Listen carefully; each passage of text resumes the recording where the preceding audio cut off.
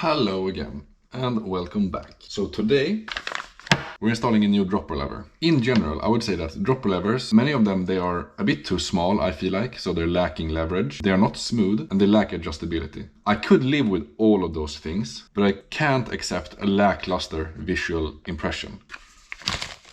Spectacular, excessive investment in beauty. God only knows. It's so beautiful. Staggers you. And I think we're afraid of it. You can't even understand. It just hits you. Crystalline, they emit light. Gemstones. Yeah, it's the proper dwelling place for an enlightened consciousness. Economically, practically. It's obvious. There are deep reasons for it. So, yeah. So this is brand new in the Hope lineup of parts, and you know your boy got the bro boner for Hope parts. We have to keep color coordinating, otherwise I think we're gonna have some problems finding purpose in life. This is not really a normal dropper post lever. It has the same function, but it does not have the same design. Number one, with this bolt you can adjust the leverage. You can push this pad out or in. That makes that you can switch the thumb position. So obviously if you push it in that direction you're gonna get some more leverage. Feature number two is this bolt. You can adjust how much movement you get. So if you want more or less cable pull, that's a pretty neat feature. Feature number three, general smoothness. This is running on the bearing.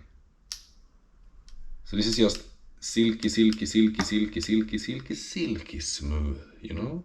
And I think the biggest feature is just like, look at this thing. No plastic apart from this end cap. And it just feels robust. I think you only need like 3 basic things for this install. Multi-tool to pull the wire. Some Allen keys. Probably a pair of lenses. Or like a pair of glasses. Just so you can like squint and try and see the difference that this makes on your bike. Because we're not basic people, you know. Direct mounts, so these attach directly to the master calipers, so we're not going to use any clamps. Ooh, and just like a inner gear cable through the hose. Step number one is attaching a bolt. And this is why I think YouTube guides are so important. You know, am I gluing it? Am I using duct tape? It's all like a big mystery. The left side of the handlebars, probably attaching it like that. So let's just attach this. Yeah, you can see this just slots in perfectly. Why are they always using Torx on dropper levers? Why can't it all just be the same? Why does this have to be Torx? So my concept of only needing like a few tools just shot out the window. First part completed. Do you see this color matching, dude? Why the fuck did he get a black adapter? Well, first and foremost, I want to hide this adapter as much as I can. I don't want it to be visible. So let's see the black as like a shadow. It's not really there, it's just there to attach. Unlike here, where I had, let's say this part of the fork would be the shadow part. We don't want that to be that visible, but then we actually using the adapter as something visible, and then we go into the orange and black. And that's the same concept I'm following here, but in the sort of opposite direction. I think it's going to look better with the black adapter. How can this be of such a grave importance to me? I'm an aesthetics guy, you know, and some people don't understand that, some people do. But here, that's all we understand. So please follow along as I guide you through the pitfalls of MTB aesthetics. Step number 2, remove this old embarrassing. Away with you, you filthy animal. And as of a miracle, this thing just fits here. So I'm just gonna attach this bolt. And the bolt is here on the other side. This thing is huge. I'm compensating for a few things. Oh, it looks good though. It looks good. It's super nice to just have it flush and no clamp here. So it's only going to be the brakes. To remove the old dropper lever, remove this little bolt and then pull out the entire wire. But first you need to detach the wire from down here. Push it into the frame a bit. Check so that it's like clear to move down there. Then you can pull it out. The cable is going to move.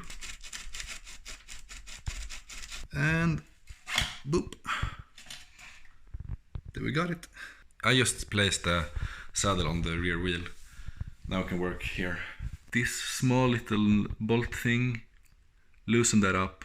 I actually went to Indonesia for like 3 months to find myself and to sleep with tourists. And I had a guru over there, and he taught me to let go of my problems, let go of the things that I do not need, and also to attach the seat post to your wheel to stop yourself from getting really angry when this falls off the bike 1,000 times in a row. Is it stuck? Yeah. Oh no. Don't lose it, don't lose it.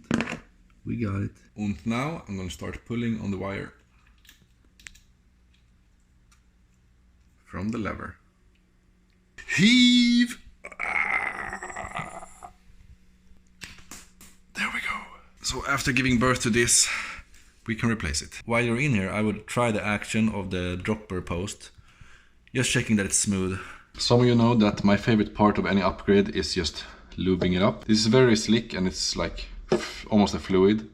First you put in the little metallic insert again, then you thread the wire through that metallic insert so it's secured, and then you thread it through this part.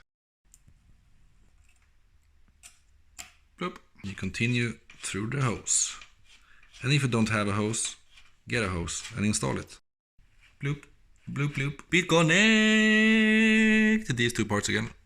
I would pull on the wire and the hose while drawing this dropper down into the frame. That will eliminate any like play later. Nice, so seat post is attached, and moving on. Put on the wire shroud, and then you just insert this boy.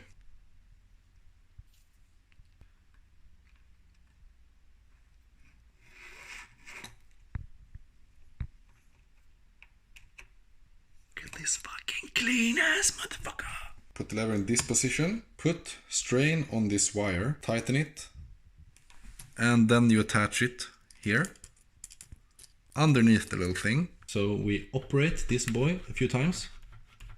So we see there's some slack here. And what I'm gonna do, so I'm just gonna retighten this one a little bit to get rid of this slack. Slack eliminated. If you put 3 tic tacs in a row, that's how short you want to snap the wire. I want it to poke into that little hole, but first we need to finish this off with one of these little guys. Yeah, that's pretty nice. It's a bit long, maybe. I actually think I cut it in 3.5 tic tacs length instead of 3. If you just go with 3, that's gonna be totally fine. I'm actually gonna keep this length because I don't know if this is gonna needs to be adjusted.